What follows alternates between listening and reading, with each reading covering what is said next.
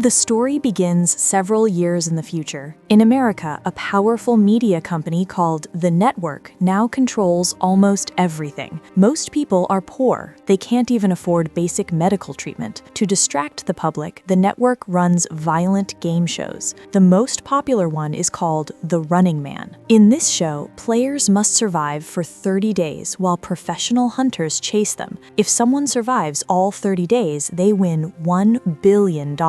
But no one has ever made it to the end. We are introduced to Ben, a man who has just lost his job. He supported workers forming a union, so his name was put on a blacklist. Now no company will hire him. Ben's daughter Kathy is sick, and he desperately needs money for her medicine. His wife Sheila comes home late and says she will work extra shifts at a bar to earn more money. Ben doesn't like this because dangerous people hang out there. Ben tells her not to worry. He says he will enter a game show himself and win money. Sheila is scared because players often get badly injured. Ben promises he will be careful and choose the least dangerous show. Ben leaves the poor district and reaches the fence of the rich area. He tells the guards he is there to apply for the network show, and they let him in. Inside the station, there is a long line of poor people hoping to get selected. At the front desk, Ben learns that his file has a warning because he disobeyed orders. Angry, Ben punches the screen. He is then given a bracelet and sent to Elevator 6. There, Ben meets Tim and Jenny, who try to befriend him. Everyone receives uniforms and must complete physical tests like climbing and running. Ben helps Tim during these tests. During a break, a guard tries to punish Ben, but Ben calmly blocks the attack. More tests follow. Ben answers questions with strong attitude. A psychologist says Ben is the most aggressive contestant. Those who pass receive colorful jumpsuits. Ben, Tim, and Jenny get red jumpsuits with targets on them, meaning they are selected for the Running Man. Ben meets producer Dan and asks to switch to another game.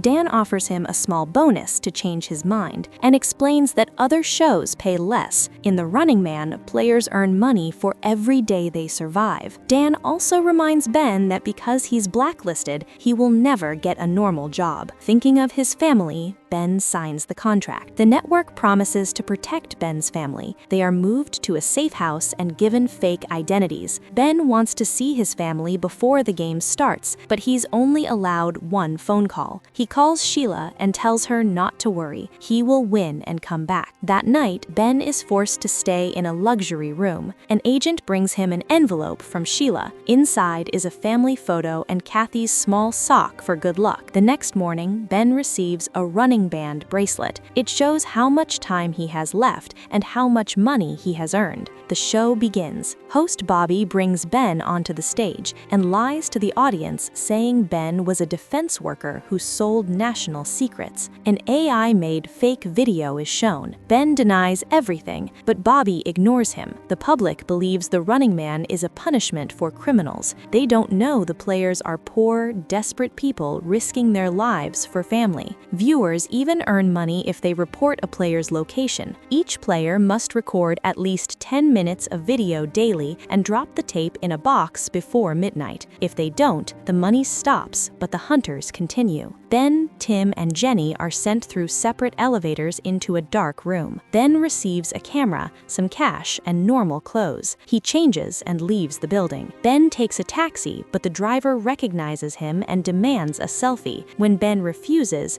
the driver threatens to report his location. Ben jumps out and runs. He reaches an empty building where his old friend Molly lives. Molly creates items for the black market. Ben asks for 2 fake IDs and a gun. Molly is furious. Ben being there puts his business at risk. After arguing and hearing about Kathy, Molly agrees to help. He changes Ben's appearance, gives him fake IDs, and packs his things in a suitcase so he looks like a businessman. Molly warns him to stay away from poor areas because people there will report him for money. Ben goes to the train station. Posters of all 3 players are everywhere. He buys a ticket to New York. When the bracelet announces the hunt has begun, the train departs. In New York, Ben checks into a hotel. The receptionist notices that Ben doesn't have a mustache like his ID photo. In his room, Ben restores his real look, records himself sleeping, and submits the tape. At midnight, his bracelet shows he earned his first bonus. Meanwhile, hunters capture Molly and torture him until he gives Ben's fake name. Hunters storm Ben's room and shoot him, but Ben wakes up. It was only only a nightmare. On TV, the camera follows Tim. Tim flirts with a store clerk, leaves the shop, and is instantly shot in the head by hunters. Ben rents the hotel for 3 more days. He secretly throws his luggage into a dumpster, walks out normally, retrieves it, and takes a bus to Boston. There, he buys old clothes and a hostel key from a poor man. Inside the hostel, Ben takes an elevator without noticing the out-of-service sign. The elevator gets stuck. He climbs out and reaches his room. In a locker, he finds gum, cigarettes, and a grenade. While recording his video, he notices hunters arriving. One enters the floor. Ben hides, breaks a window using a metal rod, sticks glass outside with gum, and uses reflections to track the hunters. He tricks them by yelling that he saw the TV guy running downstairs, then escapes upward to the roof. On the street, Ben meets Stacy, who says he wants to help. Stacy returns with his brother Brad, who feeds Ben and refuses money because he hates the network. Brad shows Ben his secret video room,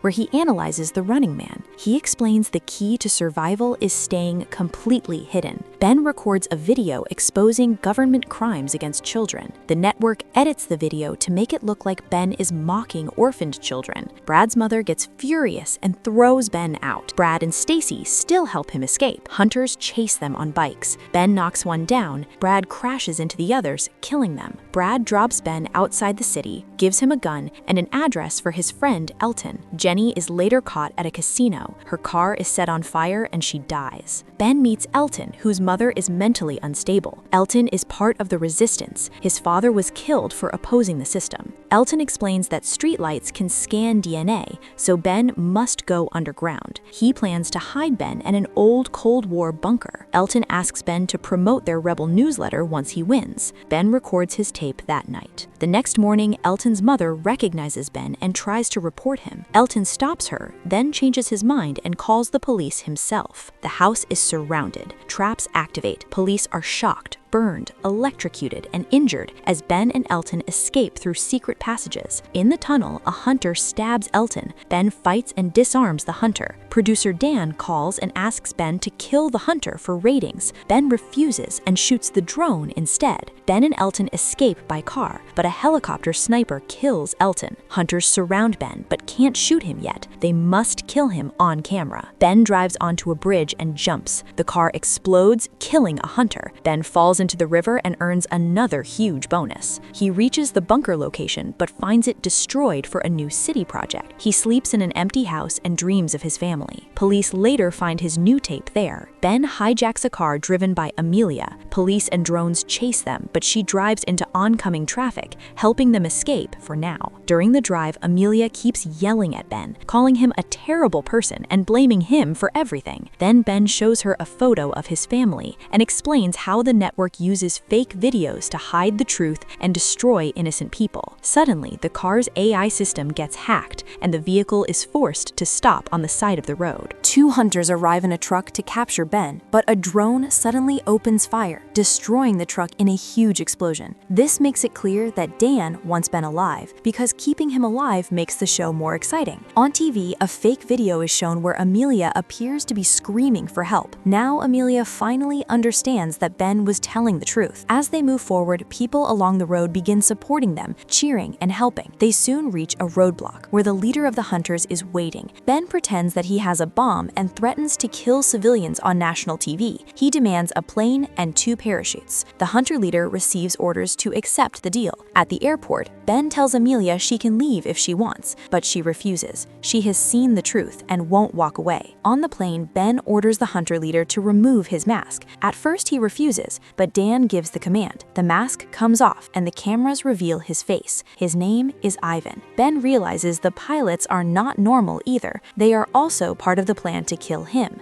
Ben threatens to blow up the plane unless they fly to Canada. Dan then shows Ben a video that appears to show Sheila and Kathy being killed by hunters. He screams in rage and smashes the laptop. Amelia turns on her screen and sees Bobby broadcasting this same footage.